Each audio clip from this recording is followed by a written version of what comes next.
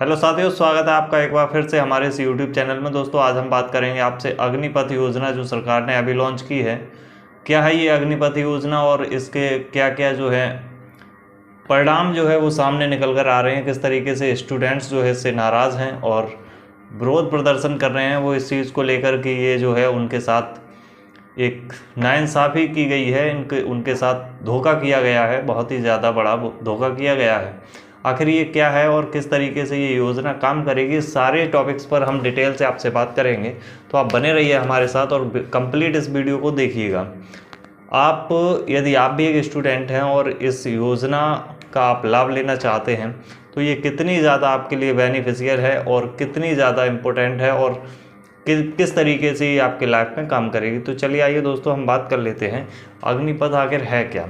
देखिए, अग्निपथ सेना को एक युवा रूप देने के लिए सरकार ने लॉन्च की है योजना।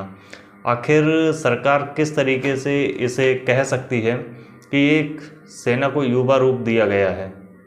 मैं तो हालांकि जहाँ तक मेरी समझ में आता है मैं तो ये नहीं कह सकता हूँ, क्योंकि इसमें जो एज लिमिट रखी गई है स्टूडेंट्स के लिए, वो एज लिमिट जो है वो 17 साल 6 महीने से लेकर 21 साल इसकी जो है वो एज लिमिट रखी गई है।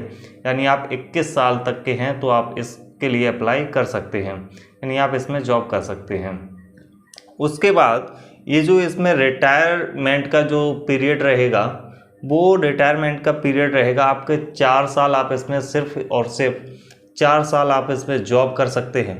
यानी 4 साल का मतलब है कि आप यदि 17 साल 6 महीना के बाद यानी आप 18 साल में इसमें भर्ती होते हैं तो आप 21 साल 22 साल पर जाकर आप रिटायर हो जाएंगे। यानी आपको रिटायर क्या, आपको यानी कि वहाँ से निकाल दिया जाएगा।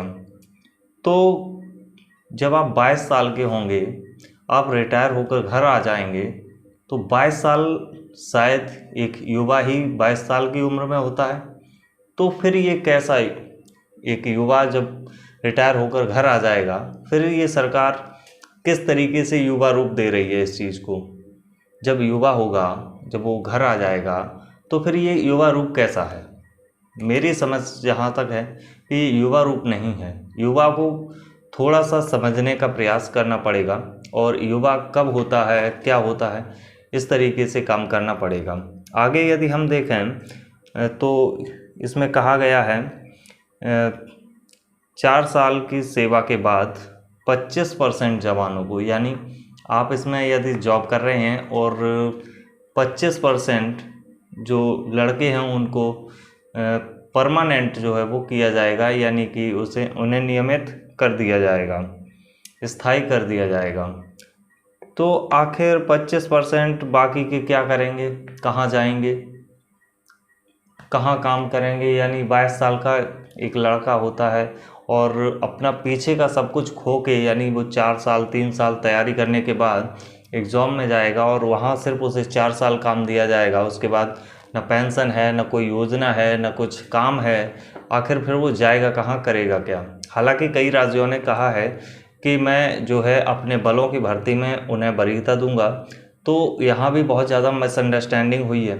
अब वहाँ राज्यों में उनको वरीयता मिलेगी। मान लीजिए पुलिस फोर्स में कोई वैकेंसी निकली है और उसमें उस जो है उस जो हमारा सैनिक होगा, जो रिटायर्ड सैनिक होगा 22 साल का, उसे वरीयता मिलेगी। यानी ऐसे कई लड़के होंगे। यानी 4 साल तो 4 साल, इस 4 साल में 5 साल में वैकेंसी आती है, तो 4 साल 5 साल में 2 साल जब तक रिटायर होंगे तो लाखों जो युवा जो है वो घूमेंगे। उसके लिए इतनी वैकेंसी भी सरकार नहीं दे पाएगी। तो वहाँ पर जो नया युवा होगा, जो तैयारी कर रहा होगा केवल पुलिस के लिए, तो वो उस समय क्या करेगा, यानी कि उसके लिए उसे भी एक अग्निवीर बन के आना पड़ेगा। नहीं तो भाई उसे, क्योंकि वरीयता मिलेगी उसे, वो पहले भर्ती हो जाए, वो तैयारी करता रहेगा। तो इस तरीके से सरकार को समझना पड़ेगा। बहुत ही ज़्यादा मिसअंडरस्टैंडिंग यहाँ पर हुआ है। आगे यदि हम बात करें तो चयन प्रक्रिया में कोई बदलाव नहीं होगा। अब बात यह है कि आखिर जो स्टूडेंट्स विद्रोह कर रहे हैं, हिंसक, कई जगह ट्रेनों को जला दिया गया है, बसों को जला दिया गया है।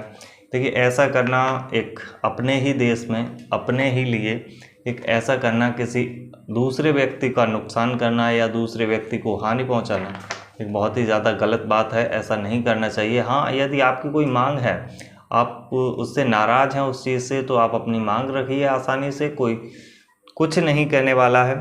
आखिर डिफेंस के अन्य जो तथ्य हैं उन पर मैं नहीं जाना चाहूँगा।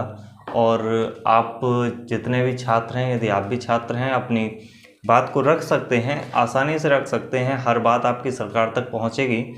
इसका मतलब ये नहीं है कि डायरेक्टली एकदम विद्रोह करना शुरू कर दिया, लोगों को मारना पीटना शुरू कर दिया। तो आखिर आप किस तरीके से के सैनिक बनना चाहते हैं?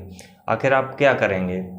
तो इस तरीके से कोई काम नहीं करना है जिससे कि हमारे देश में हमारे देश का नुकसान हो, हमारे देश के लोग परेशान हों। आखिर वो किस तरीके से आप बाहर निकलते हैं और अपने घर जाने का इंतज़ार करते हैं और बीच में कहीं उपद्रव में फंस जाते हैं, तो ये ठीक नहीं है। ऐसा करना भी ठीक नहीं है। आप जो भी आपकी मांगे हैं आप उनको आसानी से रखिए, आप केयरफुली रखिए, आप उनको आसानी से सुना जाएगा। इस पर दोबारा भी मीटिंग हो सकती है सरकार की तरफ से, ऐसा कुछ नहीं है। बस इसे एक बड़ा रूप देने का, व्यापक रूप देने की बिल्कुल भी ज़रूरत नहीं है। जितना भी है आसानी से निपट जाएगा, आसानी से जो भी होगा इसमें हो जाएगा। आप धैर्य बनाए रखें, आशा बनाए रखें, हम आपके साथ हैं। सभी लोग, पूरा देश आपके साथ है। तो चलिए मिलते हैं आपसे। अगर यदि आपके भी कोई राय है तो आप हमें नीचे वीडियो में प्रतिक्रिया अपनी दे सकते हैं, कमेंट कर सकते हैं। Thank you so much.